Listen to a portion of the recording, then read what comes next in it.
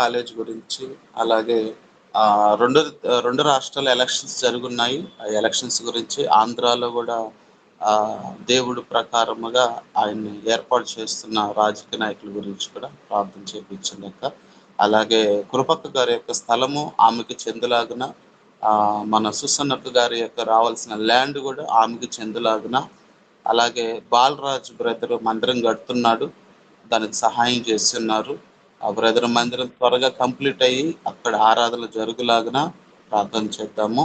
అలాగే 41 బ్యాచ్‌లో ఎవరైతే దేవుడు పరిచర్యకు ముందుకు పరిగెస్తున్నారో వాళ్ళకి కావాల్సిన ధైర్యము, బలము, ఆర్థిక వనరులు ప్రభు ఏర్పాటు చేయలాగున ప్రార్థన చేద్దామక్క.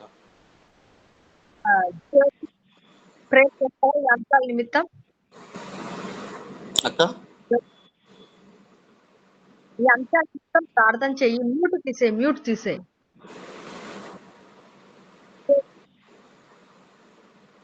ఎవరక్క? జ్యోతి సిస్టర్ ప్రార్థన చేయండమ్మా. అందరికి ప్రేజ్లాడు. అదే ఆ బ్రదర్ చెప్పిన అంశాల జ్యోతి. సరే అక్క.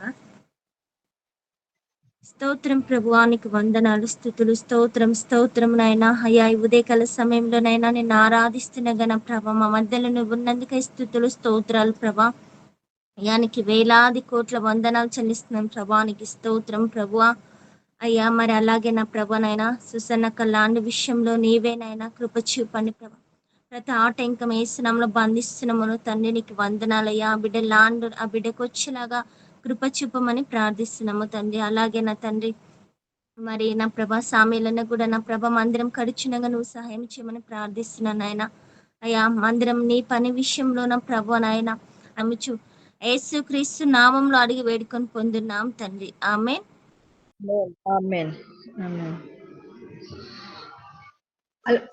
నాగమణి బ్రదర్ లైన్ లో ఉన్నారా? నాగమణి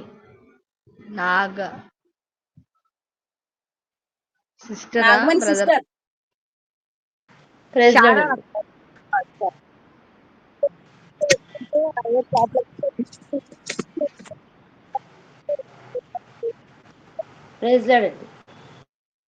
సిస్టర్ ప్రేయర్ రిక్వెస్ట్ ఏదైనా ఉందా సిస్టర్ మీకు? మాకు కోర్టు సమస్య ఉన్నదండి, ప్రార్థించి. దానికోసం సిస్టర్? అవును సిస్టర్. చేస్తారా? షారోన్ సిస్టర్ వాళ్ళది కోర్టు సమస్య ఉందంట, దానికోసం ప్రేయర్ చేయండి బ్రదర్.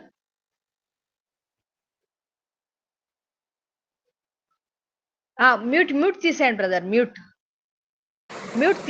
ఎస్తేర్ రాణి గారు ఉన్నారు కదా, అక్కడ షారోన్ సిస్టర్ గారి కోర్టు కేసు గురించి, అలాగే 41 బ్యాచ్ గురించి, అలాగే జిఎన్ రాజు బైబిల్ కాలేజ్ గురించి అక్కడ అనేక మంది తగిన ప్రార్థన చేయండి సిస్టర్.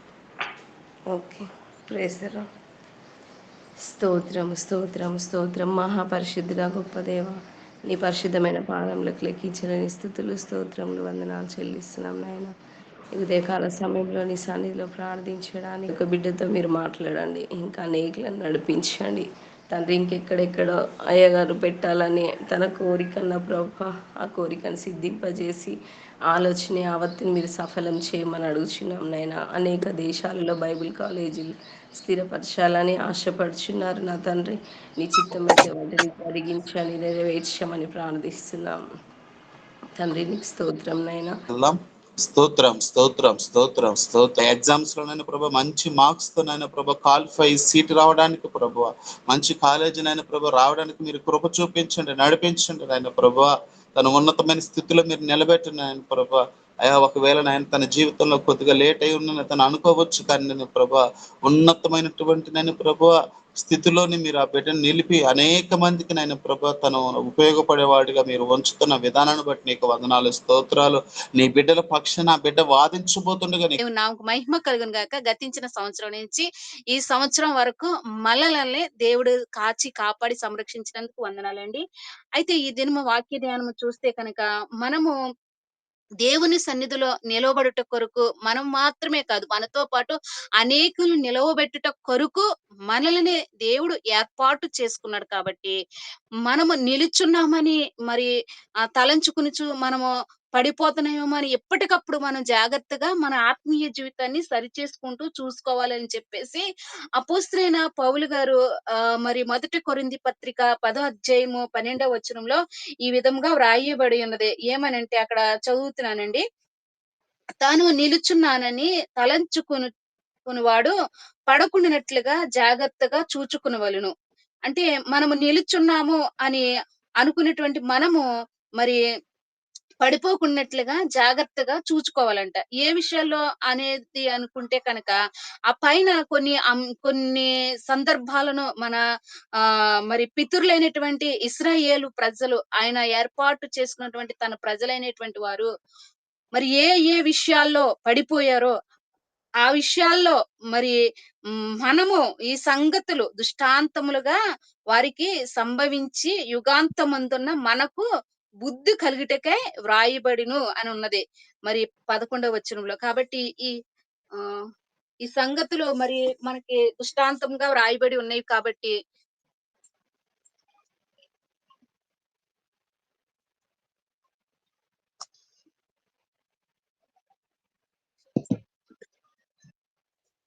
ఈ సంగతులు మనకి దృష్టాంతంగా ఉన్నాయి కాబట్టి మనము ఏ విషయాల్లో అయితే మనము పడిపోతున్నామో, ఏ విషయాల్లో అయితే మనము అక్కడ ఉన్నటువంటి ప్రజలు ఏ సందర్భాల్లో, ఏ స్థితిలో వారు పడిపోయి ఉన్నారో, ఆ యొక్క స్థితిని బట్టి మనం సరి చేసుకుంటూ ఉండాలి. ఎందుకంటే అక్కడ ఎందుకు వాళ్ళని ఇశ్రాయేలు ప్రజల్ని ఆయన ఏమి వాగ్దానం చేసి వారిని నడిపించారో, ఆ యొక్క అరణ్య ప్రాంతంలో వారికి ఎన్నో అనుభవాలు, ఎన్నో దేవుని యొక్క కార్యాలు రుచి చూచినటువంటి ఆ ప్రజలు మరి హో దేవునికి వ్యతిరేకతగా నడిచి ఆయన ఏమని వాగ్దానం చేశాడంటే పాలు తేనెలు ప్రవహించు ఆ కానాను దేశం మీకు ఇస్తాను అని చెప్పేసి అక్కడ నిలవబెట్టుట కొరకు ఆయన శపితమైనటువంటి ఆ యొక్క మరి బానిసత్వం